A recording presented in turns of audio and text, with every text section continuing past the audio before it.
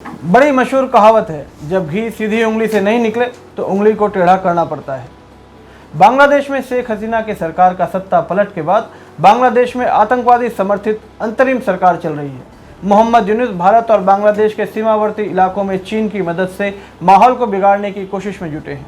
भारत हमेशा अपने पड़ोसी राष्ट्रों के साथ मधुर संबंध का पक्षधर रहा है, लेकिन पिछले कुछ दिनों यूनुस द्वारा भारत के पूर्वोत्तर राज्यों की लैंडलॉक्ड बताए जाने के बाद मोदी सरकार ने उनके बयान को बहुत गंभीरता से लेते हुए अब बांग्लादेश पर पाबंदी लगा दिया है कि अब बांग्लादेश भारत के रास्ते तीसरे देश को अपना सामान नहीं भेज पाएगा।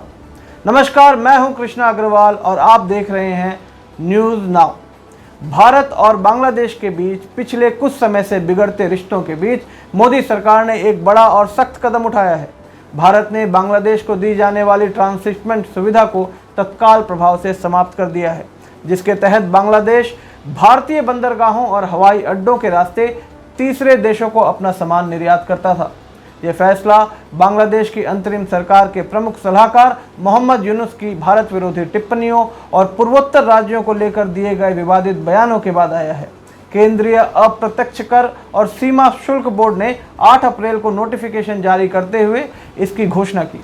इसके तहत जून 2020 में बांग्लादेश को दी गई सुविधाओं को भी रद्द कर दिया गया, जिसके जरिए भूटान, नेपाल और म्यांमार जैसे देशों को आसानी से सामान भेजा करता था। अब इस सुविधा के समाप्त होने से बांग्लादेश के एक्सपोर्टर्स को लॉजिस्टिक में देरी, लागत में बढ़ोतरी और व्यापार में अनिश्चितता का सामना करना पड़ेगा। शेख हसीना की सरकार के पतन के बाद बांग्लादेश में भारत विरोधी भावनाएं बढ़ी है। यूनुस सरकार के सत्ता में आने के बाद यह तनाव और गहरा गया।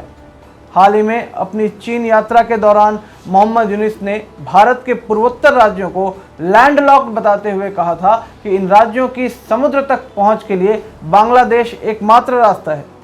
उन्होंने चीन को इस क्षेत्र में प्रभाव बढ़ाने के लिए आमंत्रित भी किया, जिसे भारत ने अपनी संप्रभुता और हमले के रूप में देखा।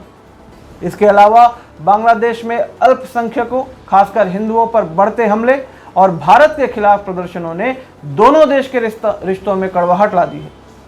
इस फैसले से बांग्लादेश का भूटान, नेपाल और म्यांमार के साथ व्यापार प्रभावित होगा। विशेषज्ञों का मानना है कि इससे बांग्लादेशी एक्सपोर्टर्स को ऑल्टरनेटिव रास्ते तलाशने पड़ेंगे, जो समय और लागत दोनों के लिहाज से महंगे होंगे। यह कदम बांग्लादेश की अर्थव्यवस्था, खासकर इसके रेडीमेड गारमेंट इंडस्ट्री, जो भारत के बुनियादी ढांचे पर निर्भर था, के लिए बड़ा झटका साबित हो सकता है।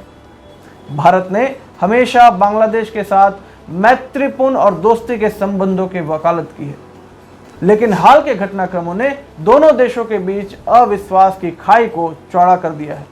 ये कदम न केवल बांग्लादेश को आर्थिक रूप से प्रभावित करेगा, बल्कि क्षेत्रीय कूटनीति में भी भारत के सख्त रवैये का संदेश देगा। अब देखना यह है कि यूनुस सरकार इस फैसले का जवाब कैसे देती है। क्या दोनों देश अपने रिश्तों को फिर से पटरी पर ला पाते हैं? फिलहाल भारत का यह कदम यूनुस सरकार के लिए एक कड़ा संदेश है कि भारत विरोधी रुख की कीमत चुकानी पड़ सकती है। उम्मीद करते हैं कि आपको हमारा ये कार्यक्रम अच्छा लग रहा होगा। अगर आप इस कार्यक्रम को पसंद करते हैं तो हमारे चैनल को लाइक, शेयर और सब्सक्राइब करना ना भूलें, ताकि हम देश विदेश, शहर और राज्य की खबर आप तक पहुंचाते रहें। बहुत बहुत धन्यवाद।